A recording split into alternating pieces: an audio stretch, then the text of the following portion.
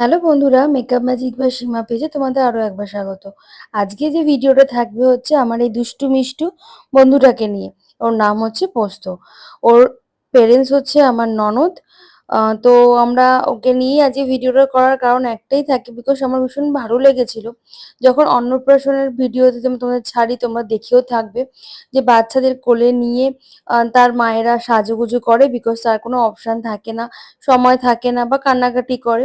ঠিক সেরকমই আমাদের এই পোস্ত সোনা একদম ঘুমু করছিল না, তাই জন্য ওর মা ওকে কোলে নিয়ে সাজছিল যাতে ও একটু ঘুমিয়ে পড়ে ঠিকঠাক করে, যাতে পরে বিয়ে বাড়ি যেতে পারে। আর আমার মনে হয় মায়েরা তো মাই হয়, মায়েদের ফিলিংসটা একটু মানে অন্যরকমই থাকে।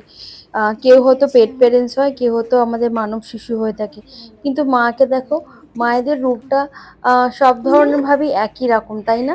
আমার তো ভীষণ ব্যাপারটা ভালো লেগেছিল। তোমরাও জানিও তোমাদের কেমন লাগলো আমাদের এই ছোট্ট পোস্তকে। আর গল্প করতে করতে আমার মেকআপও রেডি।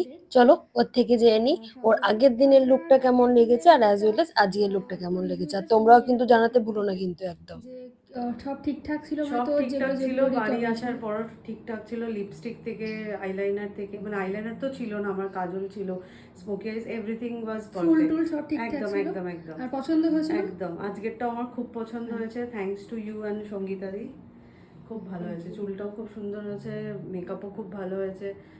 স্পেশালি আমার যা ক্রাইটেরিয়া শাড়ি সেলোটেপের মতো আটকে থাকবে সেটাও আটকে আছে, তো আমি খুব খুশি। আর চোখটা দেখিয়ে দিই, চোখটা ডাউন কর, ব্যাস টাকা।